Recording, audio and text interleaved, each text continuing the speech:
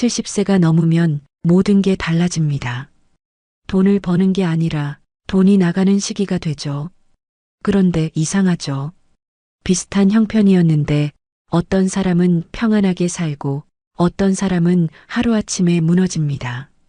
무엇이 그 차이를 만들었을까요?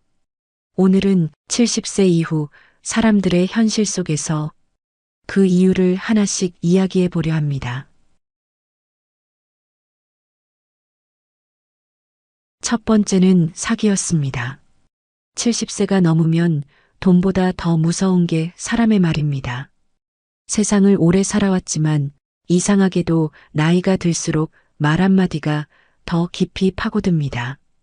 그 말이 친절하면 마음이 열리고 그 말이 다급하면 손이 먼저 움직입니다.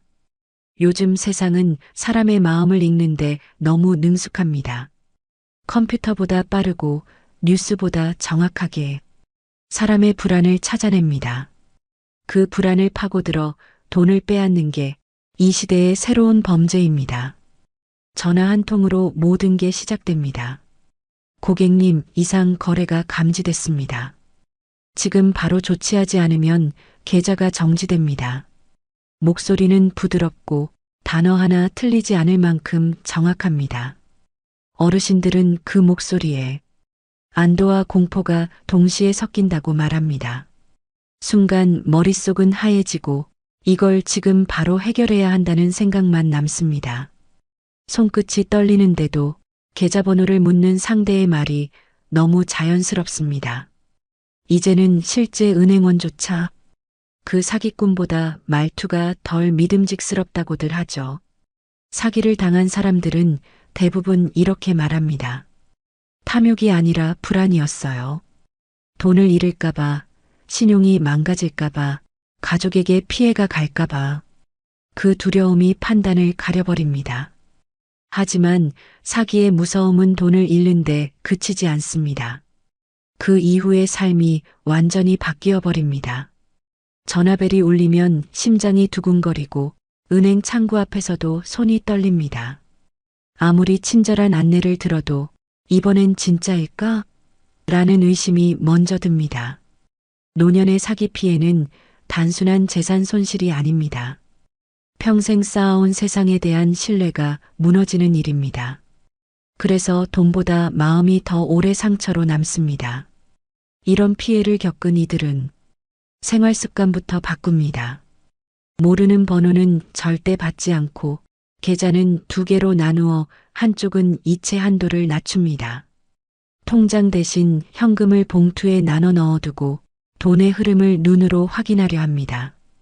그 작은 습관들은 단지 돈을 지키는 방법이 아니라 내 삶을 다시 통제하는 연습이기도 합니다. 사기를 당한 사람은 다시 세상을 배우는 셈입니다. 어떤 목소리를 믿어야 하고 어떤 말에 흔들리지 않아야 하는가. 70세 이후의 돈은 단순히 쓰기 위한 게 아닙니다. 그건 나를 지키기 위한 장치이고 마음의 안정장치입니다. 돈은 다시 벌 수 있지만 믿음은 한번 무너지면 회복하기 어렵습니다. 그걸 지키기 위해 요즘 많은 노인들이 말합니다. 은행보다 사람보다 이젠 내 손이 제일 믿음직스럽다. 사기꾼들은 사람의 욕심을 노린다지만 노년의 사기는 다릅니다. 그들은 사람의 외로움을 노립니다. 자식의 전화가 반가운 나이, 낯선 번호 하나에도 따뜻한 목소리를 기대하는 나이. 그 틈에 사기는 들어옵니다. 그래서 진짜 노후의 돈 관리란 금액을 불리는 게 아니라 마음을 다스리는 일입니다. 두려움에 흔들리지 않고 내가 지킬 수 있는 만큼만 움직이는 것. 그게 사기를 막는 첫걸음이자 내 노후를 지키는 마지막 방어선입니다. 두 번째는 자녀의 결혼입니다. 부모에게 결혼은 축복이자 부담입니다. 70세가 넘은 나이에 맞는 결혼은 기쁨보다 계산이 먼저 떠오르는 행사입니다. 요즘은 간소하게 한대요. 식장은 작은 데로 하고 밥만 하면 돼요. 자녀는 그렇게 말했지만 현실은 늘 그보다 훨씬 복잡했습니다. 식장 예약금, 예물, 예단, 드레스, 사진, 신혼여행. 작게 한다 해도 들어가는 돈은 크고 하객 수가 줄어도 체면은 남아야 했습니다. 그렇게 자잘한 돈들이 쌓이고 쌓여 어느새 1,000만 원이 훌쩍 넘었습니다. 통장 잔액을 보며 계산기를 두드려도 결국 마음이 앞섭니다. 이 돈으로 아들, 딸이 행복하다면 괜찮지. 하지만 결혼식이 끝나면 통장은 텅 비고 안도의 한숨 대신 허전함이 남습니다. 그날 식장 한쪽에서 하객들과 웃으며 인사하는 부모의 얼굴은 환했지만 그 마음속은 조용히 흔들리고 있었습니다. 이 돈 다시 모을 수 있을까? 내 노후는 이제 괜찮을까? 누군가에게는 작은 돈이라지만 노년의 1,000만 원은 평생의 노력입니다. 그건 단순한 지출이 아니라 삶의 버팀목이 흔들리는 일입니다. 결혼은 자녀의 시작이지만 부모에겐 또 다른 책임의 시작이기도 합니다. 식이 끝나면 신혼집 계약, 혼수, 보증금 이야기가 따라옵니다. 급하게는 안 줄게요. 그 말 한마디에 부모는 다시 통장을 들여다봅니다. 결혼식 준비 과정에서 가장 많이 듣는 말은 괜찮아요, 부모님. 입니다. 하지만 그 괜찮아요라는 말은 대부분 자녀의 안심을 위한 말이지 부모의 형편을 묻는 말은 아닙니다. 누구도 그 돈 괜찮으세요? 묻지 않습니다. 결혼은 축하받는 자리이지 걱정이 드러나선 안 되는 자리이기 때문이죠. 결혼식이 끝난 저녁 조용한 집으로 돌아와 식탁 앞에 앉은 부모는 한참을 말이 없습니다. 웃음소리와 음악이 머릿속에 맴돌고 손에는 신혼여행 떠난 자녀의 사진이 남았습니다. 그 사진 속 밝은 미소를 보며 그래, 잘 보냈다 하면서도 어딘가 모르게 가슴이 허전합니다. 누구나 자식을 위해 아끼지 않습니다. 하지만 노후의 돈은 단순한 돈이 아닙니다. 그건 살아갈 시간입니다. 그 시간이 줄어든다는 건 단지 돈이 나간 게 아니라 내 삶의 여유가 사라진다는 뜻입니다. 그래서 어떤 어른은 말합니다. 결혼식은 하루지만 그날 쓴 돈은 남은 생에 영향을 준다. 결혼은 인생의 큰 기쁨이지만 70세 이후의 부모에게는 그만큼 큰 결단이 필요한 일이 되었습니다. 웃음 뒤에 남는 계산서, 그건 세상의 어느 부모도 피해갈 수 없는 현실입니다. 결혼은 자녀에게 시작이지만 부모에게는 또 다른 노후의 분기점입니다. 그날의 환한 미소 뒤에는 통장 한 장의 무게가 숨어 있습니다. 그리고 대부분의 부모는 그걸 아무에게도 말하지 않습니다. 단지 조용히 다시 통장을 덮고 말합니다. 그래도 잘 보냈으니 됐지. 이제 또 버텨야지. 세 번째는 자녀의 이혼이었습니다. 이 나이에 다시 육아를 하게 될 줄 몰랐습니다. 이혼한 아들이 손을 잡고 찾아왔습니다. 옆에는 5살 된 손주가 있었죠. 엄마, 잠깐만 봐줘. 일이 정리되면 다시 데리러 올게. 그 말은 짧았지만 그 짧은 말이 인생을 바꿨습니다. 70세를 넘긴 노인은 시장에서 반찬 배달을 하며 살고 있었습니다. 하루 일당은 3만 원 남짓. 몸은 힘들었지만 자신 손으로 돈을 버는 기쁨이 있었죠. 하지만 손주가 집에 들어온 날부터 그의 하루는 완전히 달라졌습니다. 이제 새벽에 나가던 일은 그만둬야 했고 하루 세끼를 손주 입맛에 맞춰 챙겨야 했습니다. 마트에 가면 가격표보다 손주가 좋아할 과자부터 먼저 눈에 들어왔습니다. 손주의 웃음은 예뻤지만 그 웃음 뒤에는 통장의 숫자가 줄어드는 현실이 있었습니다. 기초연금 30만 원, 그게 한 달에 거의 전부였습니다. 손주가 아프면 병원비, 옷이 작아지면 새 옷가, 하루가 다르게 빠져나가는 돈이 숨쉬듯 당연해졌습니다. 아들은 힘든 듯 말했습니다. 엄마, 나도 미안해. 지금은 도저히 감당이 안 돼. 그 말이 싫지 않았습니다. 그저 안쓰러웠습니다. 하지만 마음 한구석은 조용히 무너졌습니다. 이 나이에 또 아이를 키우는 게 맞을까? 그녀는 새벽에 잠에서 깨 작은 방에 누운 손주를 봅니다. 손이 작고 숨소리가 고릅니다. 그 모습을 보고 있으면 속이 미어지면서도 마음이 따뜻해집니다. 그래도 이 아이 덕분에 내가 버틴다. 그렇게 스스로를 다독입니다. 하지만 몸은 정직합니다. 허리는 자주 쑤시고 무릎은 계단 한 칸마다 비명을 냅니다. 약국에서 파스 한 장 붙이면서 그녀는 속으로 중얼거립니다. 이 아이 초등학교만 가도 좋겠다. 시간이 지나면서 생활은 조금씩 더 팍팍해졌습니다. 전기요금 고지서가 올 때마다 손주가 TV를 오래 봤던 게 떠올랐습니다. 그럴 때면 괜히 미안해졌습니다. 이런 마음을 아이에게 보이면 안 되는데 그래도 손주는 웃습니다. 할머니, 나 내일 유치원에서 발표해. 그 말에 모든 근심이 잠시 멎습니다.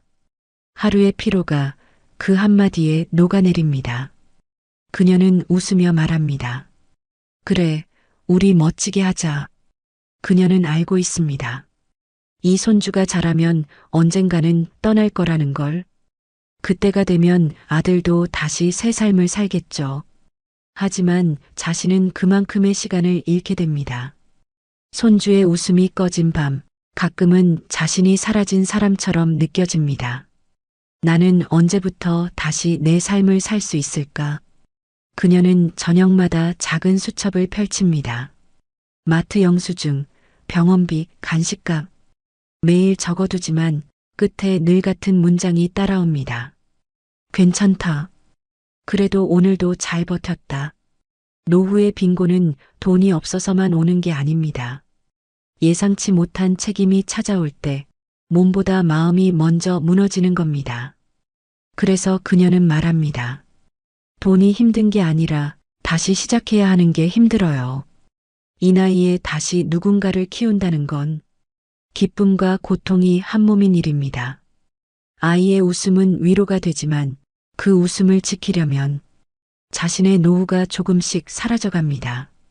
그녀는 오늘도 손주를 재운 뒤 작은 방 불을 끄고 앉습니다.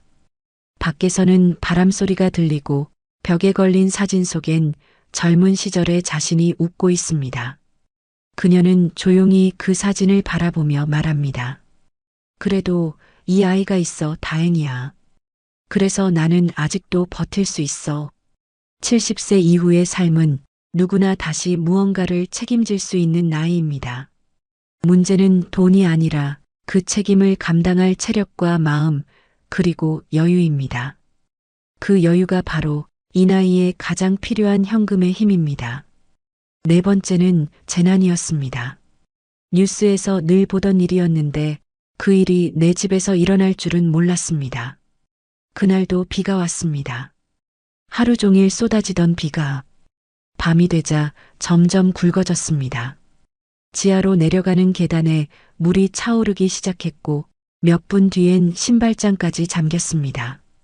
서랍 속에 넣어둔 통장, 도장, 현금 봉투까지 모두 물속으로 사라졌습니다. 70세의 노인은 그날 새벽 겨우 손전등 하나 들고 밖으로 나왔습니다.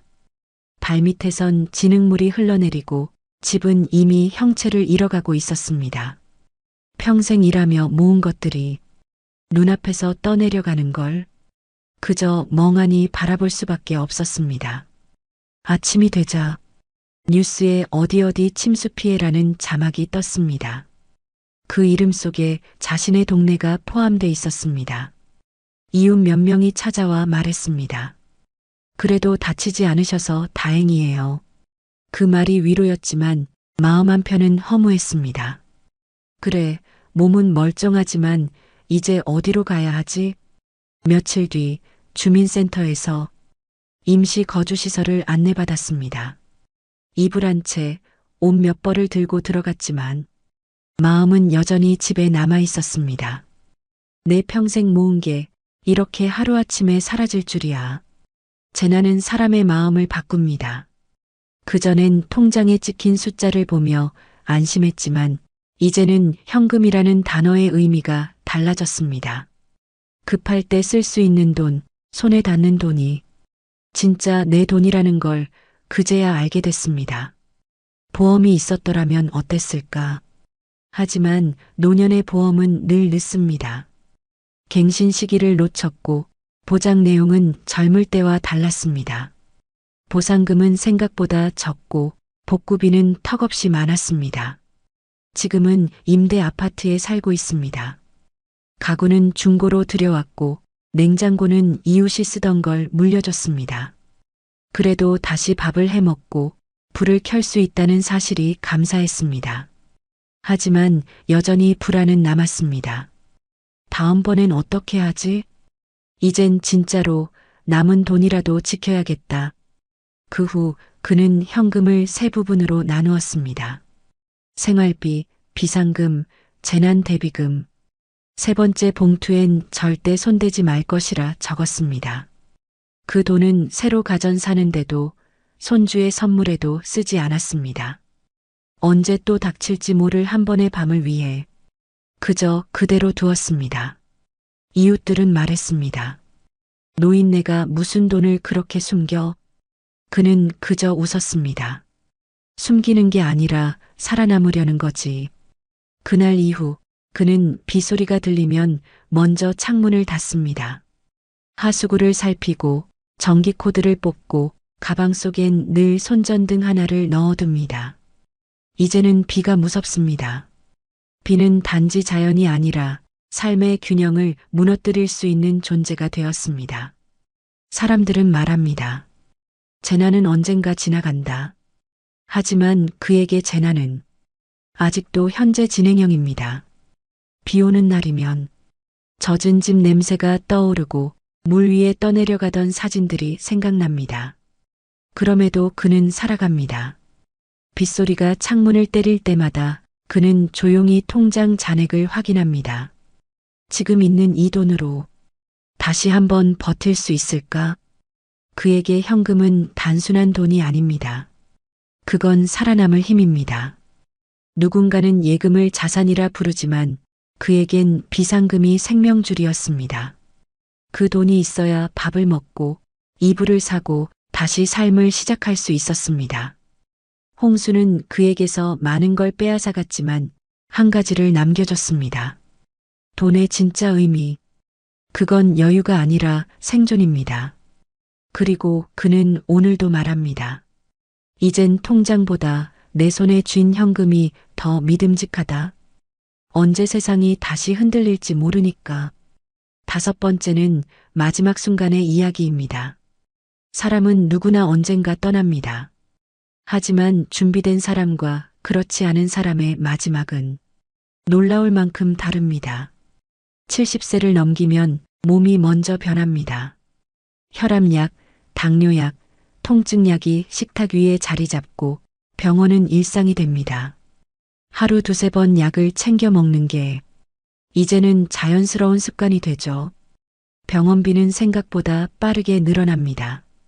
보험이 있어도 본인 부담금이 적지 않고 입원이라도 하면 하루 20만 원이 훌쩍 넘어갑니다.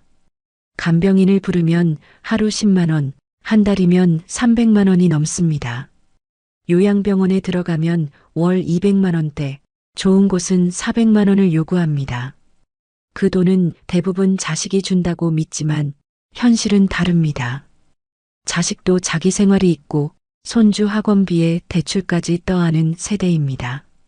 부모의 병원비를 오래 책임질 여력은 그리 많지 않습니다. 그래서 노인들은 말합니다. 나는 내 병원비만큼은 내 손으로 준비해야지.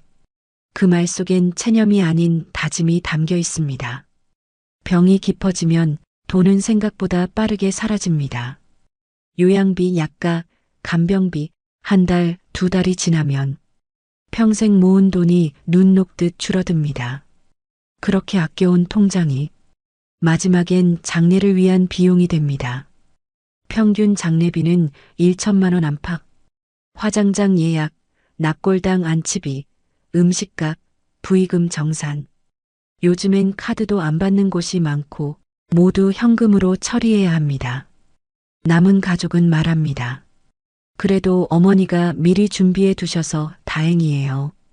그 말은 슬프면서도 고맙습니다. 남겨진 돈이 눈물 닦는 수건이 되는 순간이죠. 어떤 노인은 자신의 장례비를 봉투에 따로 넣어둡니다. 마지막 비용이라고 적힌 하얀 봉투. 누가 보면 섬뜩하다고 하지만 그건 그 사람의 마지막 존엄입니다. 자식에게 부담을 주지 않겠다는 조용한 사랑의 형태이기도 합니다.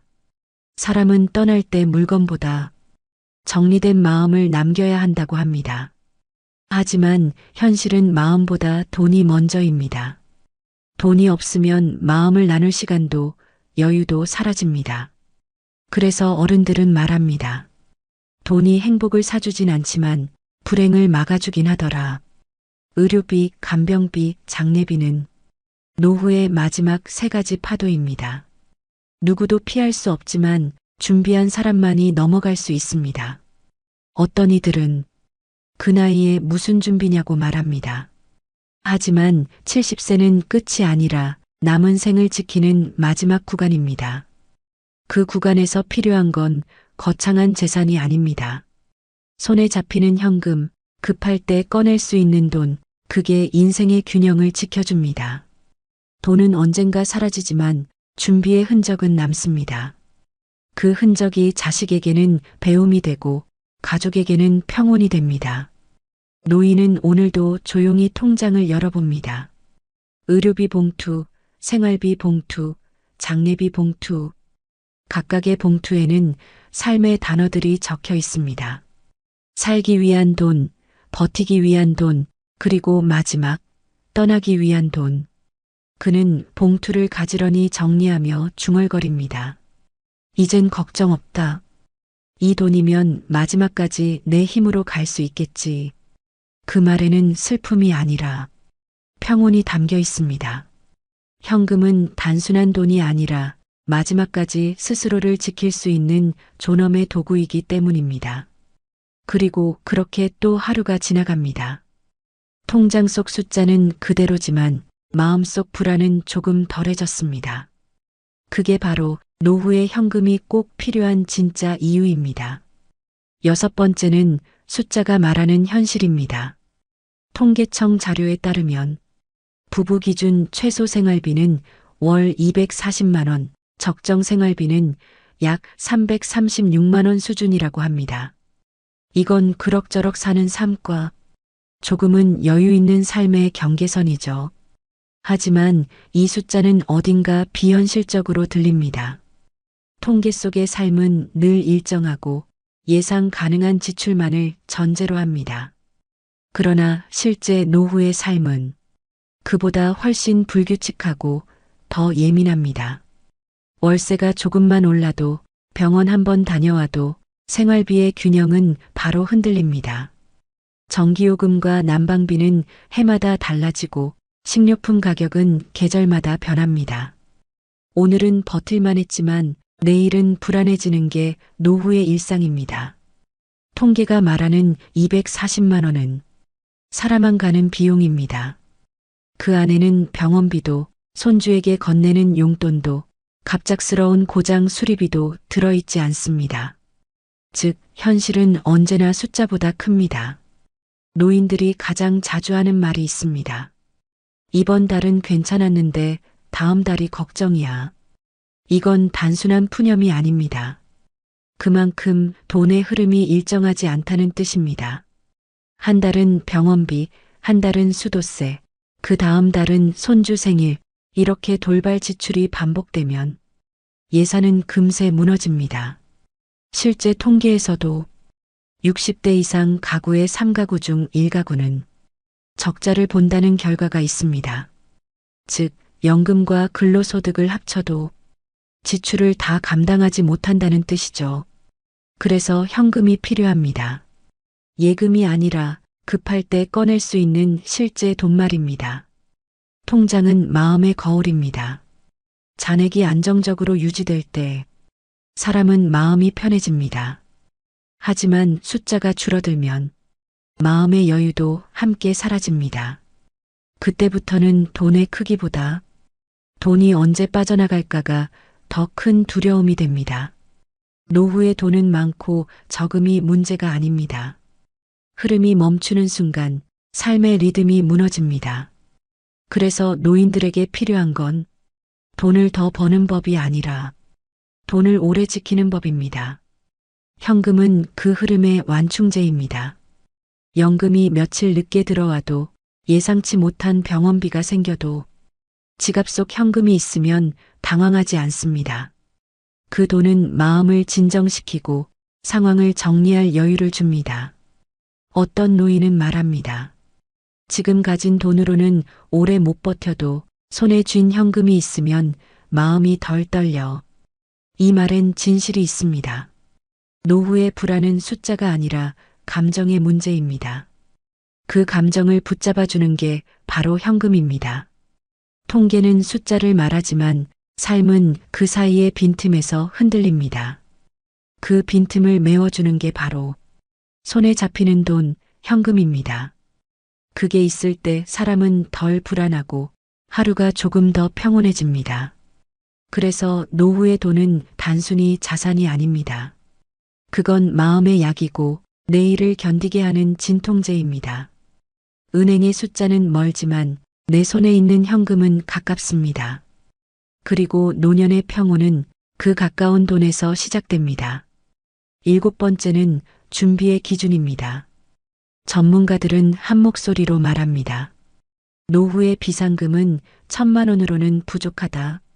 병원비, 간병비, 재난, 자녀의 일, 집수리나 예상치 못한 사건까지 감안하면 최소 3,000만 원, 가능하면 5,000만 원 정도의 현금은 따로 남겨둬야 한다고 조언합니다. 이건 여유자금이 아닙니다. 마지막 방어선이자 살아남기 위한 준비금입니다. 그 돈이 있으면 갑작스러운 병원비 앞에서도 당황하지 않습니다. 지붕이 새거나 수도가 터져도 누군가에게 빌리지 않아도 됩니다. 그게 노후의 진짜 자립입니다. 전문가들은 말합니다. 노후의 돈은 불어난 자산보다 당장 꺼낼 수 있는 현금이 중요하다. 연금은 매달 들어오지만 그 돈이 필요할 때 곧바로 나오지는 않습니다. 서류 절차, 송금 날짜, 가족 간 상해. 그 사이의 공백이 노년에게는 긴 불안으로 남습니다. 한 할머니는 말했습니다. 보험은 드러났지만 병원비는 당장 내야 하잖아요. 그때 필요한 게 현금이에요. 이 말이 바로 노후의 핵심입니다. 돈이 아니라 즉시성, 그게 사람을 살립니다. 비상금이 있는 사람은 위기 앞에서도 다릅니다. 예상치 못한 상황이 닥쳐도 판단이 차분합니다. 이 돈으로 당분간 버틸 수 있다는 확신이 사람의 표정을 바꾸고 목소리를 안정시킵니다. 그 한 줄기의 여유가 삶을 지탱하는 에너지입니다. 이 돈은 누군가에게 보여주기 위한 게 아닙니다. 은행도 가족도 모르는 나만의 돈. 그건 노인의 자존심이자 마지막 자립입니다. 누구에게 손 벌리지 않아도 된다는 안도감. 그게 바로 비상금의 진짜 의미입니다. 어떤 이들은 말합니다. 그 나이에 무슨 돈을 모아? 하지만 중요한 건 금액이 아닙니다. 조금이라도 준비하려는 마음, 그 마음이 인생의 격을 바꿉니다. 3,000만 원이든 500만 원이든 그 돈은 불안한 순간을 견디게 하는 시간입니다. 실제로 재무 전문가들은 말합니다. 노년기의 돈은 소비가 아니라 존엄의 도구다. 돈이 있으면 더 오래, 조금 더 편하게, 마지막까지 내 뜻대로 살 수 있습니다. 병원에서 선택할 수 있고 약을 미루지 않아도 됩니다. 결국 현금은 선택의 자유를 지키는 수단입니다. 비상금은 미래의 보험이자 현재의 평온을 지키는 장치입니다. 그 돈이 있으면 사람은 덜 흔들립니다. 마음이 단단해지고 삶의 리듬이 일정해집니다. 그게 바로 나이 들어 필요한 진짜 안정감입니다. 누군가는 비상금을 남는 돈이라 부르지만 사실 그것은 살아갈 돈입니다. 그 돈이 있으면 뜻밖의 병원비에도 자녀의 부탁에도 무너지지 않습니다. 돈이 아니라 마음이 버팁니다. 그래서 전문가들은 말합니다. 노후에 필요한 건 재산이 아니라 현금입니다. 재산은 시간에 묶이지만 현금은 마음을 자유롭게 합니다. 그 자유가 곧 존엄이고 그 존엄이 노후의 품격입니다. 비상금은 사치가 아닙니다. 그건 스스로를 지키기 위한 최소한의 방패입니다. 그리고 그 방패를 쥐고 있는 사람만이 70세 이후의 세상에서 조금 더 단단하게, 조금 더 평온하게 살아갈 수 있습니다. 8번째는 마지막 정리입니다. 70세 이후의 인생은 돈의 액수보다 돈의 흐름이 더 중요합니다.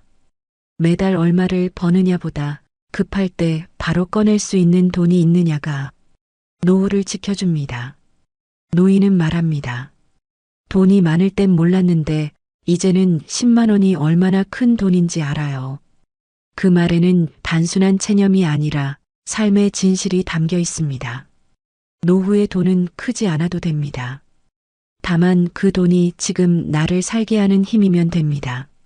현금은 단순히 물건을 사는 수단이 아니라 삶의 선택지를 넓히는 도구입니다. 병원에서 조금 더 나은 치료를 선택할 수 있고 고장난 가전을 바로 고칠 수 있으며 손주 생일에 작은 선물을 살 수 있습니다. 이런 즉시 쓸 수 있는 여유가 삶의 품격을 결정합니다. 사람들은 말합니다. 나중에 필요할 때 쓰면 되지. 하지만 노후의 위기는 대부분 갑자기 옵니다. 몸이 아프고 집이 새고 가족의 일이 터지고 그때 돈은 기다려주지 않습니다. 그래서 준비된 현금이 필요합니다. 어떤 어르신은 이런 말을 남겼습니다. 나는 평생 돈에 쫓겨 살았지만 이제는 내 손에 돈이 있으면 세상이 덜 무섭더라. 그 말이 노후의 본질을 가장 잘 설명합니다. 돈은 단지 생활의 도구가 아니라 세상을 견디게 하는 마음의 중심입니다. 비상금은 사치가 아닙니다. 그건 내가 나를 지키는 최소한의 힘입니다. 누군가에게 손 내밀지 않아도 되는 자존심, 그 자존심이야말로 노후의 가장 큰 재산입니다. 그래서 70세 이후의 삶은 벌기보다 지키기가 중요합니다. 돈을 벌던 시기가 아니라 돈을 오래 머물게 하는 시기입니다. 그 핵심이 바로 현금입니다. 예금은 이자를 주지만 현금은 평온을 줍니다. 손에 쥔 지폐 몇 장이 은행 숫자보다 더 따뜻합니다. 왜냐면 그 돈은 언제든 쓸 수 있는 내 힘이기 때문입니다. 후회하지 않으려면 이만큼은 꼭 현금으로 남겨두세요. 3천만 원이든 5천만 원이든 그건 단순한 금액이 아니라 내 삶의 균형을 지키는 최소한의 무게입니다. 그 돈이 있으면 예상치 못한 날씨에도 갑작스러운 병원비에도 마음이 덜 흔들립니다. 돈이 불안의 이유가 아니라 안정의 근거가 됩니다. 노년의 평온은 거창한 부자에게 오지 않습니다. 한 달 생활비를 조용히 맞추고 비상금 봉투를 꼭 쥐고 사는 사람에게 옵니다.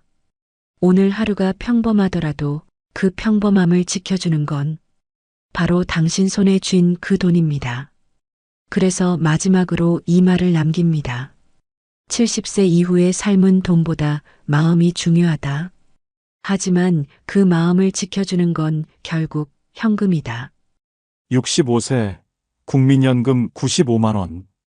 이 돈으로 한 달을 살 수 있을까요? 최소 생활비 150만 원. 출발부터 매달 55만 원 적자. 그리고 작은 사고 한 번이면 노후는 무너집니다. 이건 겁주려는 게 아닙니다. 현실입니다. 지금부터 그 현실을 정확히 보여드리겠습니다.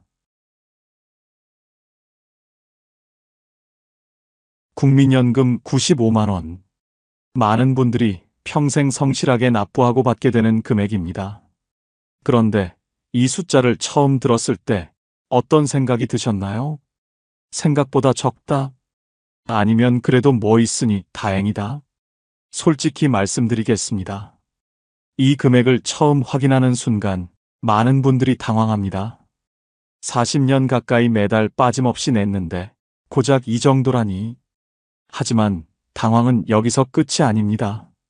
진짜 문제는 지금부터입니다. 잠깐만요. 계산 한번 해보겠습니다. 혼자 사는 노인 한 명이 한 달을 살기 위해 필요한 최소 생활비 150만 원입니다. 부부라면 250만 원 정도 필요합니다. 여기서 국민연금 95만 원을 빼면 혼자 살 때 매달 55만 원이 부족합니다. 부부는 155만 원이 모자랍니다. 이게 무슨 뜻일까요? 매달 1일이 되면 통장에 95만 원이 들어옵니다. 그리고 그날부터 벌써 적자입니다. 월세 내고, 관리비 내고, 밥 먹고, 병원 가고, 약 사고 나면 한 달이 끝나기도 전에 바닥입니다. 아니 사실 한 달도 못 버팁니다. 20일쯤 되면 이미 통장은 텅 비어 있습니다. 그럼 남은 10일은 어떻게 버틸까요? 저축한 돈을 깨거나 자식에게 손을 벌리거나 아니면 그냥 참습니다. 밥을 줄이고 난방을 끄고 약을 끊습니다. 그리고 이게 한두 달이 아닙니다. 65세부터 시작해서 70세, 75세, 80세 매달 55만 원씩 부족한 삶이 10년, 20년 이어집니다. 10년이면 6,600만 원, 20년이면 1억 3,200만 원의 적자입니다. 이 숫자 그냥 지나치지 마세요. 1억이 넘는 돈을 어디서 메워야 할까요? 저축? 퇴직금? 자식? 만약 그 어느 것도 없다면 그때부터는 버티는 게 아니라 무너지는 겁니다. 준비 없이 국민연금만으로 노후를 맞이한다는 건 결국 이런 뜻입니다. 아침에 눈을 뜨면 오늘은 뭘 포기할까 고민하는 삶. 병원에 가야 하는데 약값이 아까워 참는 삶. 자식 만나는 게 두려운 이유가 손 벌릴까봐 겁나는 삶. 그리고 그 두려움은 시간이 지날수록 몸이 약해질수록 더 깊어집니다. 여름엔 에어컨을 못 틀고 겨울엔 내복을 겹쳐 입습니다. 친구 만나자는 전화에도 커피 한 잔이 부담스러워 거절합니다. 손주 용돈 주고 싶어도 통장을 보면 한숨만 나옵니다. 생일날 외식 한번 하고 싶어도 계산기를 두드리다 포기합니다. 마트에서 장을 볼 때도 카트에 담았다가 가격표 보고 다시 빼놓습니다. 사고 싶은 게 아니라 필요한 것만 삽니다. 아니, 필요한 것도 반만 삽니다. 이게 단순히 돈이 부족한 문제일까요? 아닙니다. 존엄이 무너지는 겁니다. 선택권이 사라지는 겁니다. 삶이 쪼그라드는 겁니다. 한때는 누군가의 가장이었고, 직장에서 인정받던 사람이었고, 자식을 키우고 집을 마련했던 사람이 이제는 1,000원짜리 지폐 한 장에도 고민하게 됩니다. 그리고 이 모든 게 매달 1일 95만 원이 들어오는 순간부터 시작됩니다. 처음엔 괜찮다고 생각합니다. 그래도 연금이 있으니까, 조금만 아끼면 되니까, 자식들도 있으니까. 하지만 현실은 다릅니다. 2년 차쯤 되면 저축은 바닥나고 자식에게 손 벌리기도 미안하고 몸은 점점 아파옵니다. 5년 차쯤 되면 병원비가 무섭고 약값이 부담스럽고 친구들 장례식장 부의금도 부담입니다. 10년 차쯤 되면 이미 포기한 게 너무 많아서 무엇을 포기했는지도 기억나지 않습니다. 그냥 하루하루 버티는 겁니다. 매달 시작하자마자 빚이 늘어나는 삶. 이건 누군가의 이야기가 아닙니다. 지금 이 순간 준비하지 않고 있는 우리 모두의 미래입니다. 숫자는 거짓말을 하지 않습니다. 95만 원은 95만 원일 뿐 150만 원이 될 수 없습니다. 기적도 없고 운도 없습니다. 그냥 숫자입니다. 냉정한 현실입니다. 그리고 그 차이 매달 55만 원. 그게 바로 노후 파산의 시작입니다. 지금 당장은 먼 이야기 같지만 65세는 생각보다 빨리 찾아옵니다. 그리고 그때 가서 그때 준비할 걸 이라고 후회해봤자 이미 늦습니다. 숫자는 변하지 않습니다. 현실은 기다려주지 않습니다. 그러니 지금 이 순간부터 준비해야 합니다. 질병은 준비할 수 있습니다. 당뇨, 고혈압, 관절염. 이런 건 미리 알 수 있고 천천히 관리할 수 있습니다. 하지만 사고는 다릅니다. 사고는 예고가 없습니다. 어제까지 멀쩡하던 사람이 오늘 아침 욕실에서 넘어집니다. 그냥 미끄러진 겁니다. 물기 때문에, 순간적인 어지러움 때문에. 그렇게 엉덩방아를 찢는 순간 고관절이 부러집니다. 70대 노인의 고관절 골절. 이건 단순한 골절이 아닙니다. 수술해야 하고, 입원해야 하고, 재활해야 합니다. 그리고 그동안 누군가 옆에서 돌봐줘야 합니다. 수술비만 500만 원, 입원비 200만 원, 재활치료 3개월에 300만 원, 간병비 한 달에 200만 원씩 3개월이면 600만 원. 합치면 1600만 원입니다.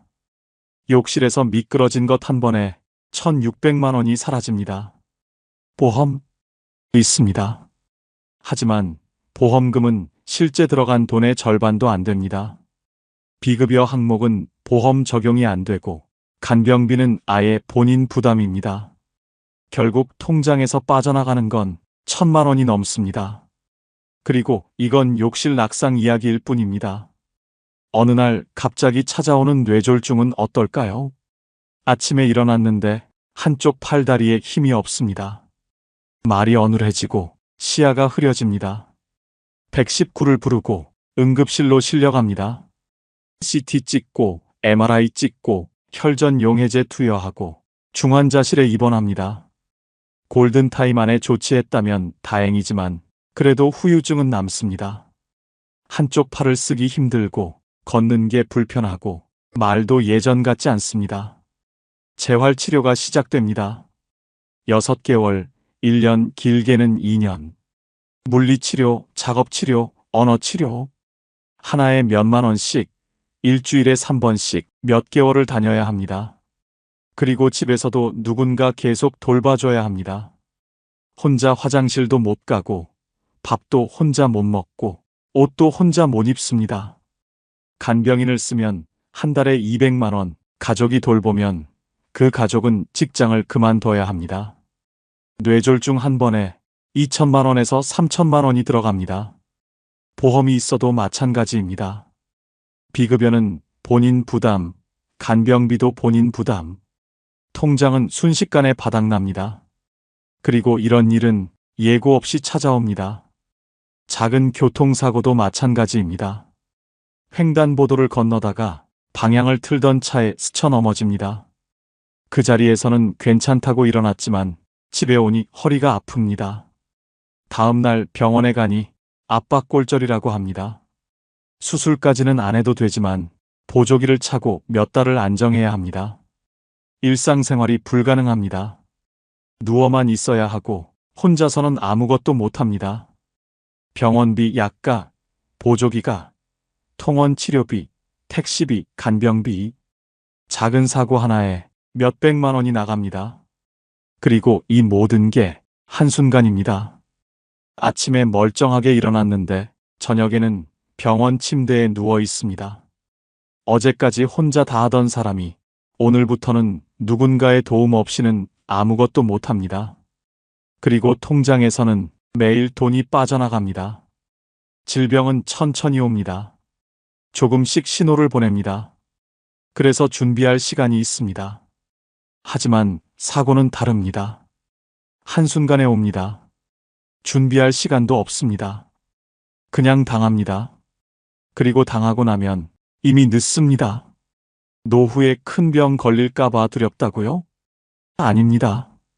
정말 무서운 건 작은 사고입니다. 욕실에서 미끄러지는 것, 계단에서 헛디디는 것, 길을 걷다 차에 스치는 것. 이런 작은 사고 하나가 노후의 모든 계획을 무너뜨립니다. 저축해둔 돈, 한순간에 사라집니다. 매달 받는 연금, 병원비로 다 나갑니다. 자식에게 손 벌리고 싶지 않았는데 결국 전화를 걸게 됩니다. 그리고 그 순간 존엄도 함께 무너집니다. 노후는 큰 병보다 작은 사고 하나가 더 무섭습니다. 이건 과장이 아닙니다. 현실입니다. 암, 심장병, 중증 질환. 이런 건 보험도 잘 나오고 정부 지원도 있습니다. 하지만 작은 사고는 다릅니다. 보험은 제대로 안 나오고 정부 지원도 거의 없고 결국 본인이 다 부담해야 합니다. 그리고 그 부담은 생각보다 훨씬 큽니다. 몇백만 원, 몇천만 원. 한순간에 빠져나갑니다. 그러니까 지금 이 순간부터 생각해야 합니다. 노후 준비는 연금만으로 되는 게 아닙니다. 사고를 대비한 현금, 갑작스러운 지출을 버틸 수 있는 여유, 그게 있어야 합니다. 그게 없으면 작은 사고 하나에 모든 게 무너집니다. 그리고 그때는 이미 돌이킬 수 없습니다. 요양원 상담 전화를 걸면 상담사가 친절하게 말합니다. 저희 요양원은 한 달에 60만 원이면 됩니다. 60만 원. 생각보다 저렴하네요. 국민연금 95만 원에서 60만 원 내면 35만 원 남습니다. 그럼 되는 거 아닌가요? 아닙니다. 60만 원은 기본료일 뿐입니다. 식대와 간식비, 기저귀 같은 소모품, 물리치료와 특별 간호비까지 하나하나 모두 별도입니다.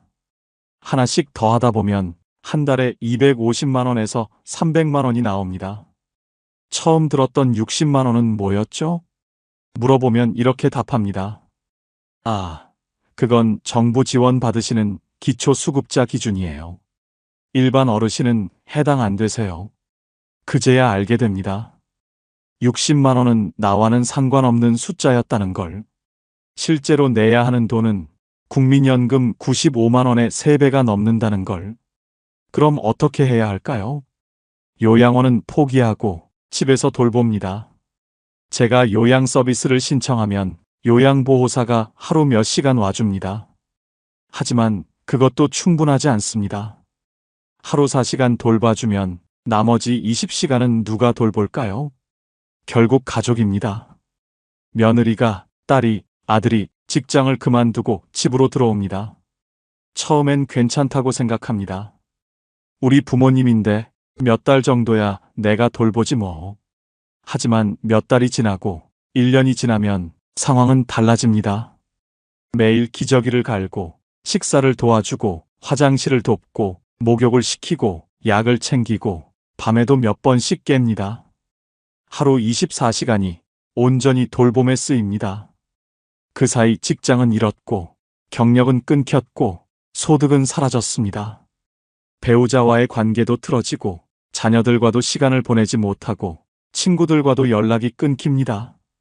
세상과 단절됩니다. 그리고 통장 잔고도 줄어듭니다. 소득은 없는데 지출은 계속되니까요. 병원비, 약가, 기저귀가, 영양제, 의료용품, 각종 생활비. 한 달에 최소 100만 원은 나갑니다. 돌보는 사람의 생활비까지 합치면 200만 원도 모자랍니다. 그렇게 2년, 3년이 지나면 가족 전체가 무너집니다. 돌보던 사람은 지치고 그 배우자는 불만이 쌓이고 자녀들은 피해를 봅니다. 부모님 하나 돌보는 일이 가족 전체를 흔듭니다. 그리고 이 모든 게 준비되지 않은 노후 때문입니다. 만약 부모님이 미리 준비했다면, 요양비를 스스로 부담할 수 있었다면 가족이 이렇게까지 희생하지 않아도 됐을 겁니다. 하지만 준비가 없으면 결국 가족이 짊어집니다. 그리고 그 무게는 생각보다 훨씬 무겁습니다. 돌봄은 단순한 간병이 아닙니다. 하루 종일 옆에 붙어 있어야 하고 밤에도 제대로 잠을 못 자고 자신의 삶을 완전히 포기해야 합니다. 그리고 그게 몇 년씩 이어집니다. 치매라면 더 길어집니다. 5년, 10년. 그 긴 시간 동안 돌보는 사람은 서서히 무너집니다. 처음엔 효심으로 시작했지만 시간이 지나면 지칩니다. 분노도 생기고 죄책감도 생기고 우울증도 옵니다. 그리고 어느 순간 돌보는 사람도 환자가 됩니다. 이게 바로 현실입니다. 요양원 60만 원이라는 말에 안심했다가 막상 알아보니 300만 원. 그럼 집에서 돌보자고 했다가 가족 전체가 무너집니다. 그리고 이 모든 게 한 사람의 노후 준비 부족에서 시작됩니다. 한 사람의 아픔이 결국은 가족의 생존을 흔듭니다. 이건 과장이 아닙니다. 실제로 많은 가정이 노인 한 명 돌보다가 경제적으로 무너지고 정서적으로 붕괴되고 관계가 파탄납니다. 이혼하는 부부도 있고 자녀가 학업을 중단하는 경우도 있고 돌보던 사람이 극단적 선택을 하는 경우도 있습니다. 돌봄은 사랑만으로 되지 않습니다. 돈이 필요하고 시간이 필요하고 시스템이 필요합니다. 하지만 준비 없는 노후에는 그 어느 것도 없습니다. 그냥 가족에게 떠넘겨질 뿐입니다. 그리고 가족은 그 무게를 견디지 못합니다. 요양비 300만 원 누가 낼까요? 국민연금 95만 원으로는 턱없이 모자랍니다. 자식이 내야 합니다.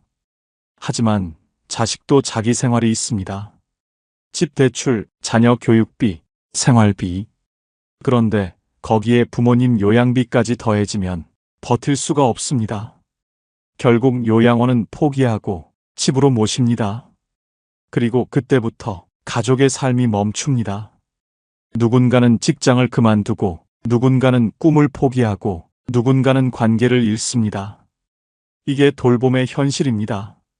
그리고 이 현실은 준비되지 않은 노후가 만들어낸 결과입니다.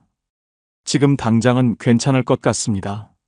나는 아직 건강하고 자식들도 잘 살고 있으니까. 하지만 언젠가는 옵니다. 돌봄이 필요한 순간이. 그때 가서 자식에게 미안해하고 가족에게 짐이 되고 스스로를 원망해봤자 이미 늦습니다. 준비는 지금 해야 합니다.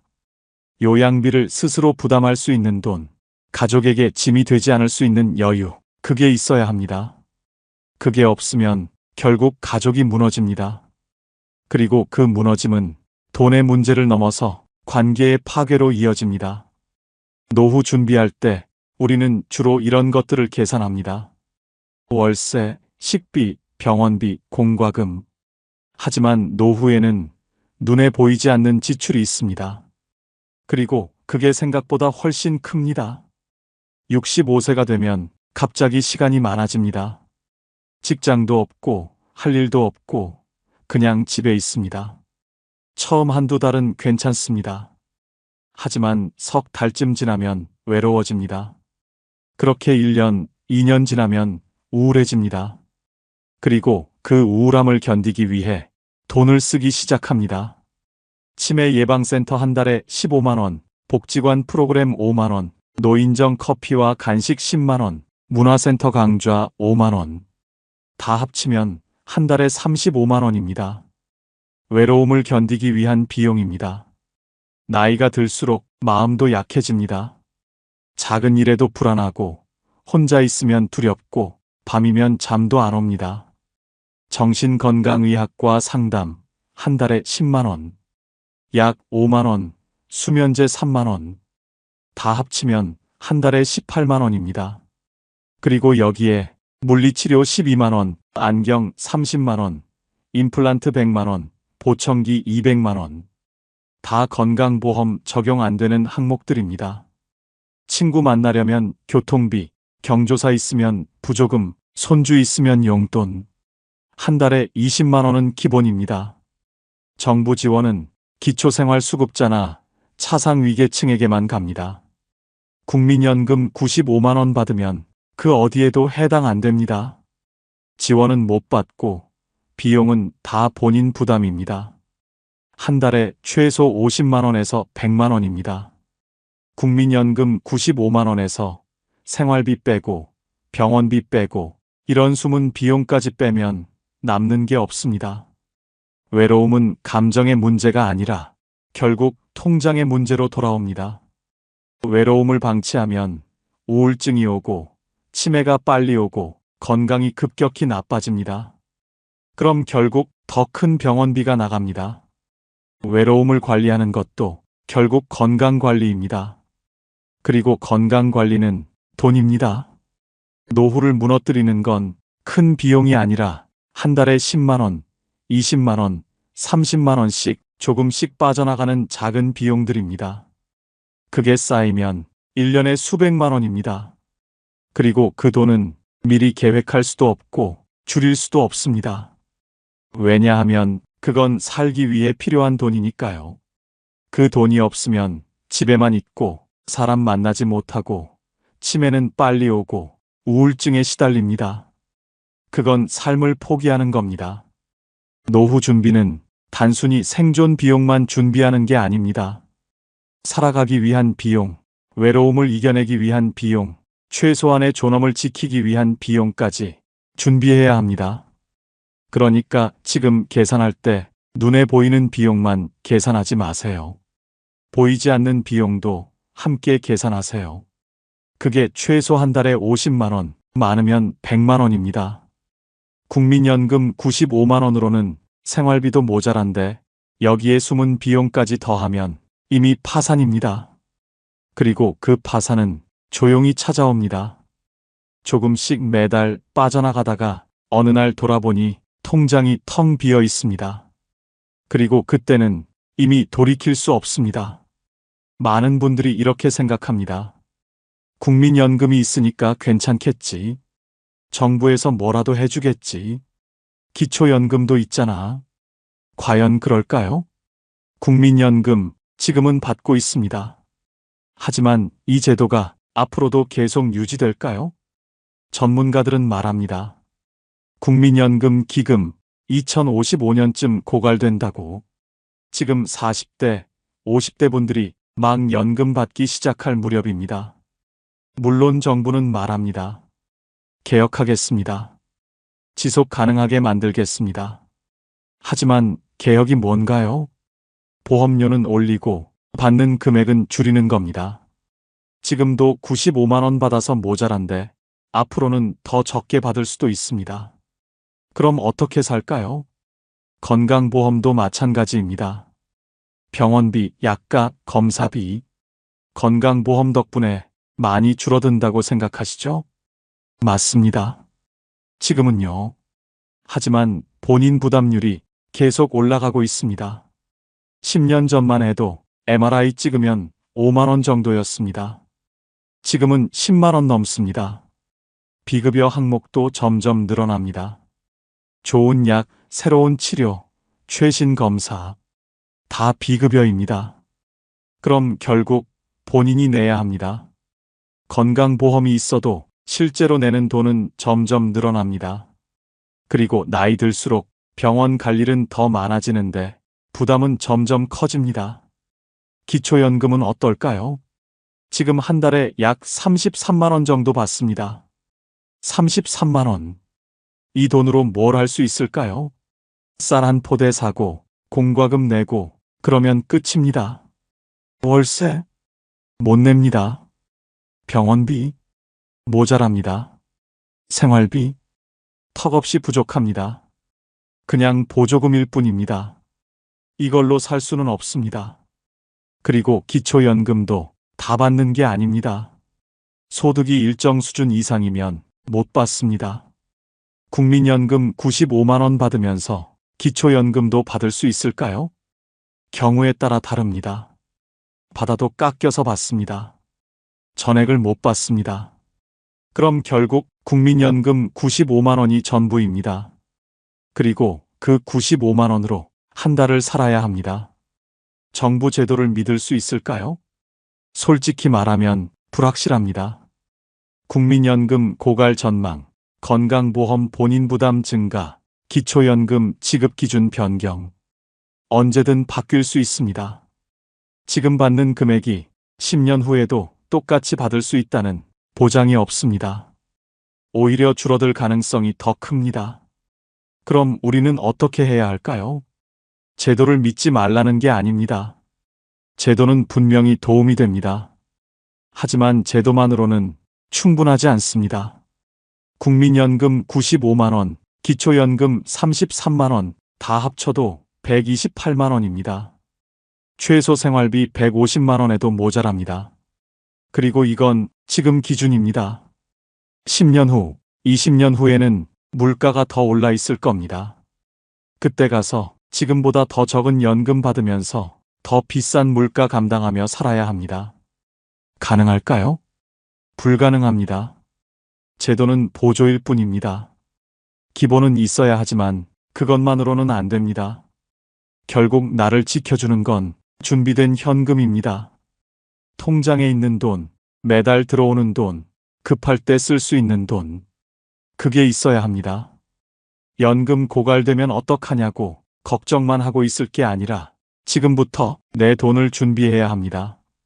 정부가 해주겠지, 제도가 지켜주겠지, 그런 기대는 위험합니다. 정부도 돈이 없습니다. 고령화 사회에서 노인 인구는 계속 늘어나는데 일하는 사람은 줄어듭니다. 연금 낼 사람은 줄고 연금 받을 사람은 늘어납니다. 그럼 어떻게 될까요? 결국 지급액을 줄이거나 보험료를 올리거나 지급 나이를 늦춰야 합니다. 이미 그런 논의가 진행 중입니다. 연금 받는 나이 65세에서 67세로 나중엔 70세로 늦춰질 수도 있습니다. 그럼 65세부터 70세까지 5년 동안은 연금 없이 살아야 합니다. 그 5년을 어떻게 버틸까요? 퇴직금? 저축? 자식? 준비 없으면 그 5년이 지옥입니다. 제도는 보조일 뿐, 결국 나를 지켜주는 건 준비된 현금입니다. 이 말을 기억하세요. 국민연금 있으니까 괜찮다. 기초연금 있으니까 괜찮다. 그렇게 안심하지 마세요. 제도는 최소한의 안전망일 뿐 풍요로운 노후를 보장하지 않습니다. 아니, 최소한의 생활조차 보장하지 못합니다. 그러니까 지금 이 순간부터 내 돈을 준비하세요. 매달 들어오는 현금, 급할 때 쓸 수 있는 여유, 그게 있어야 합니다. 연금 고갈되든 제도가 바뀌든 내게 현금이 있으면 버틸 수 있습니다. 하지만 현금이 없으면 제도가 바뀌는 순간 무너집니다. 선택은 지금 해야 합니다. 제도를 믿고 기다릴 것인가, 아니면 스스로 준비할 것인가. 10년 후, 20년 후, 그때 가서 후회해봤자 이미 늦습니다. 준비는 지금입니다. 지금까지 우리는 노후의 현실을 봤습니다.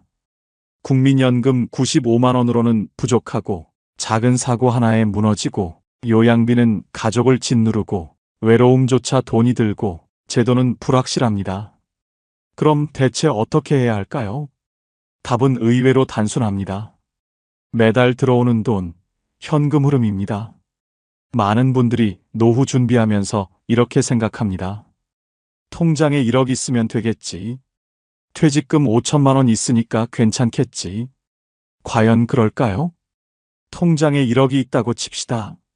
한 달에 생활비로 150만 원 씁니다. 1년이면 1,800만 원입니다. 1억을 1,800만 원씩 쓰면 5년 반이면 바닥납니다. 70세가 안 돼서 이미 돈이 없어집니다. 그럼 70세 이후는 어떻게 살까요? 그래서 아껴 씁니다. 한 달에 100만 원만 쓰기로 합니다. 그럼 1억으로 8년 정도 버팁니다. 73세까지는 괜찮습니다. 하지만 그 사이에 작은 사고 한 번, 요양비 한 번 나가면 계획은 무너집니다. 통장의 돈은 언젠가 바닥납니다. 아무리 많아도 쓰기만 하면 결국 끝이 있습니다. 그래서 필요한 게 현금 흐름입니다. 매달 들어오는 돈, 쓰기만 하는 게 아니라 들어오는 돈이 있어야 합니다. 예를 들어 볼까요? 퇴직금 5천만 원을 그냥 통장에 넣고 쓰면 5년도 안 돼서 바닥납니다.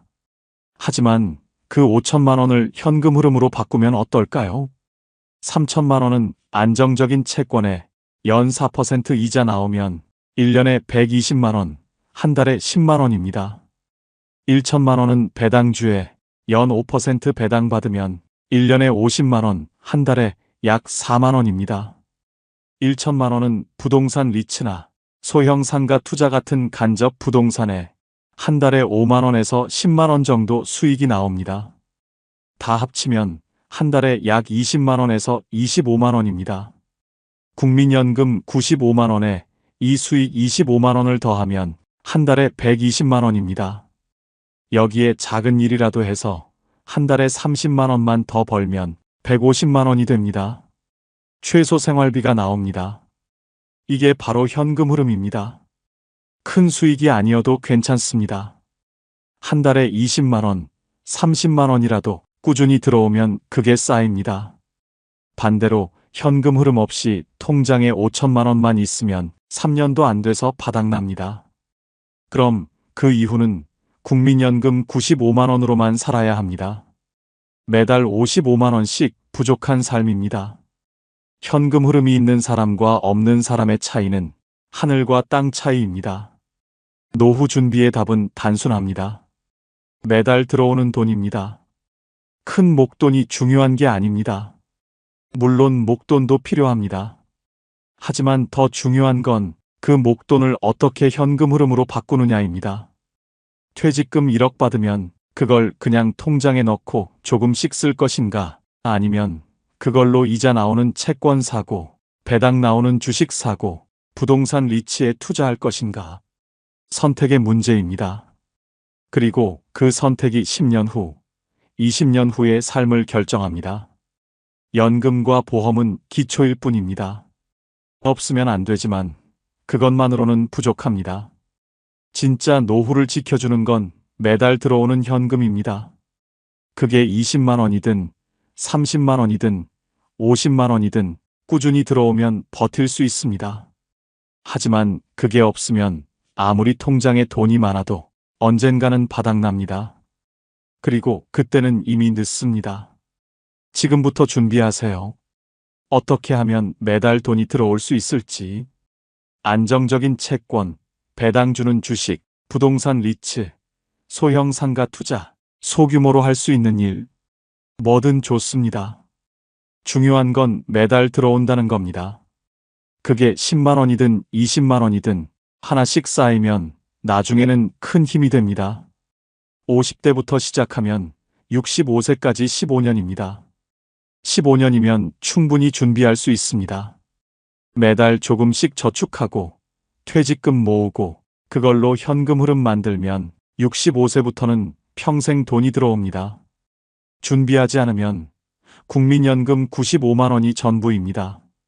하지만 준비하면 거기에 이자도 더해지고 배당도 더해지고 리츠 수익도 더해집니다.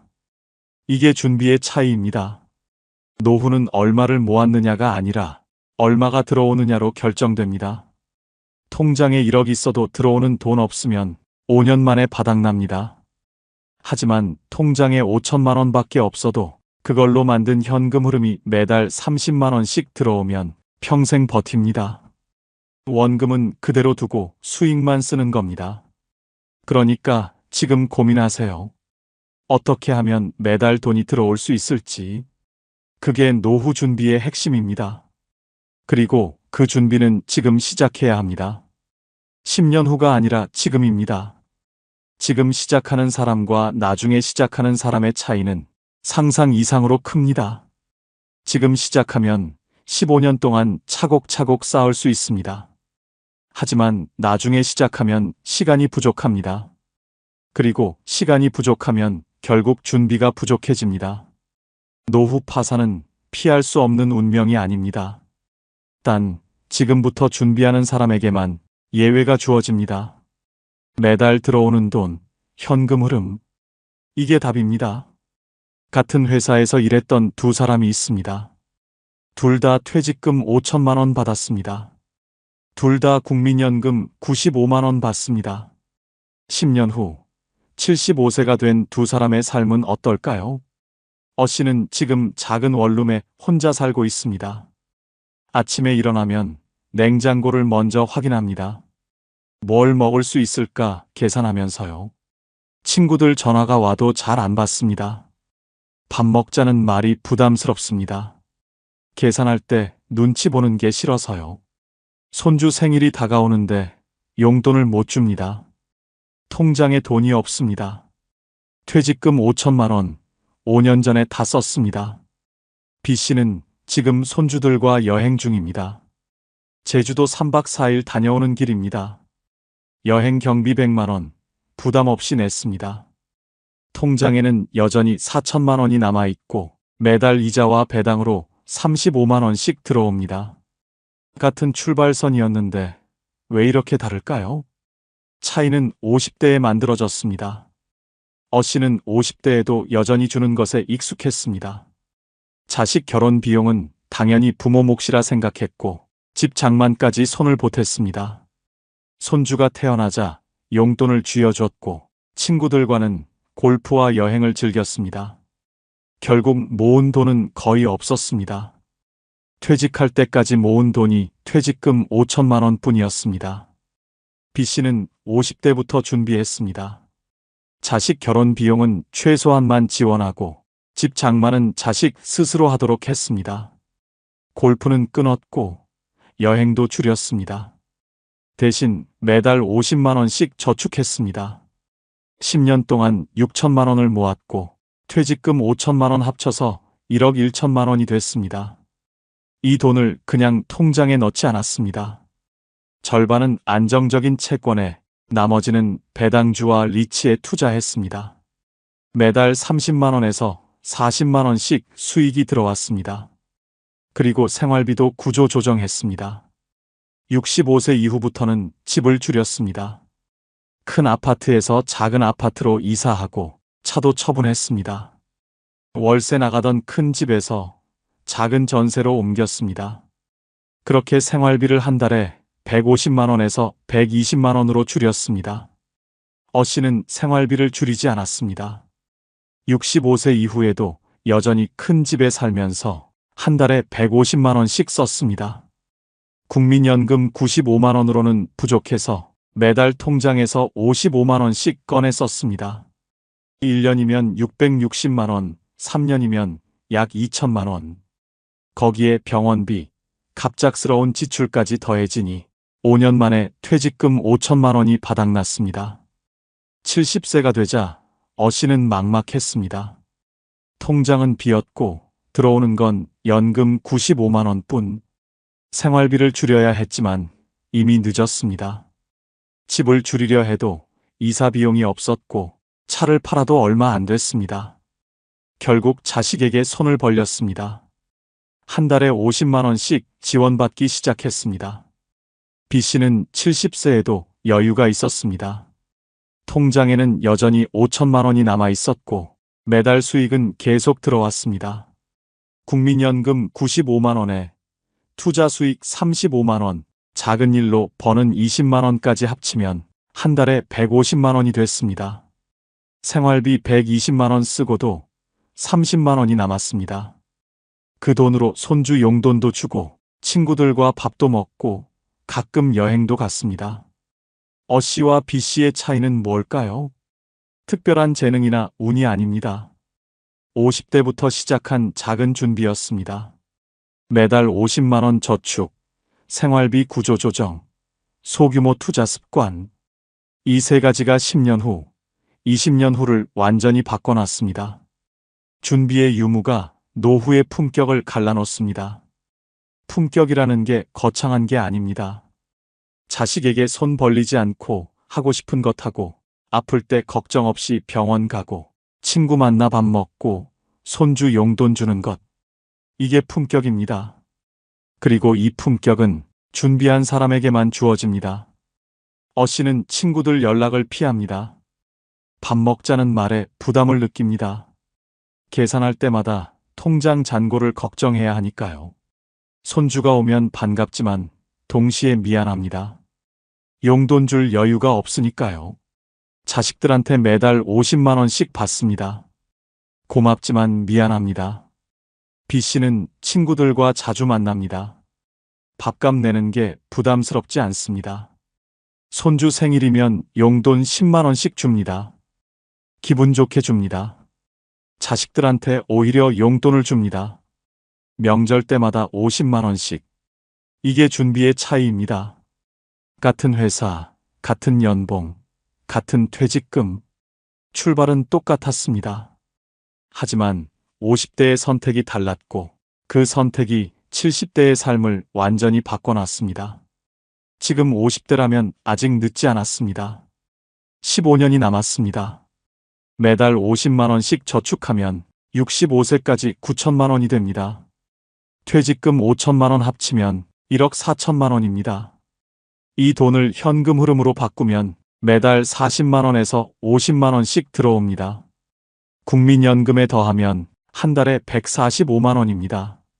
생활비 구조 조정해서 120만 원으로 줄이면 매달 25만 원씩 여유가 생깁니다. 이게 준비된 노후입니다. 지금 60대라면 5년에서 10년 남았습니다. 짧지만 그래도 할 수 있습니다. 지금이라도 생활비 줄이고 불필요한 지출 끊고 작은 투자라도 시작하면 65세 이후가 달라집니다. 하지만 준비하지 않으면 어시처럼 됩니다.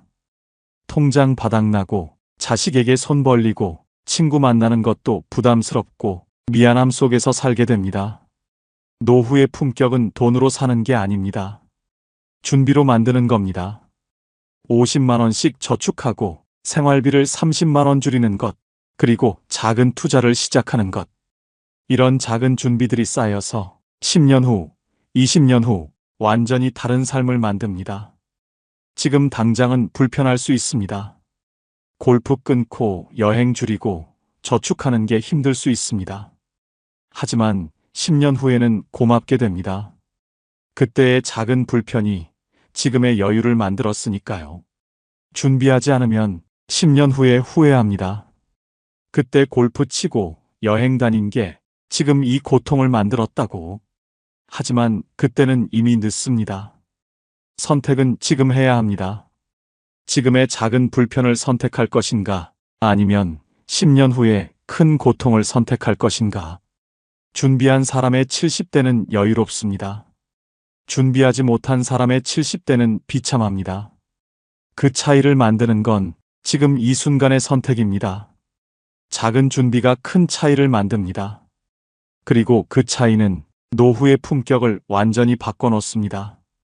노후 파산은 피할 수 없는 운명이 아닙니다. 단, 지금부터 준비하는 사람에게만 예외가 주어집니다. 국민연금 95만 원, 이 숫자는 변하지 않습니다. 하지만 당신이 만드는 현금 흐름은 지금부터 얼마든지 만들 수 있습니다. 매달 20만 원, 30만 원, 50만 원씩 들어오는 돈. 그게 10년 후, 20년 후 당신의 존엄을 지켜줍니다. 준비 없는 노후는 파국입니다. 하지만 준비된 노후는 새로운 시작이 될 수 있습니다. 선택은 지금입니다. 10년 후에 후회할 것인가, 아니면 지금 시작할 것인가. 당신의 노후는 지금 이 순간 당신이 결정합니다. 이 영상이 도움이 되셨다면 구독과 좋아요, 그리고 댓글로 여러분의 생각을 나눠주세요. 작은 관심이 더 많은 분들의 노후 준비에 큰 힘이 됩니다.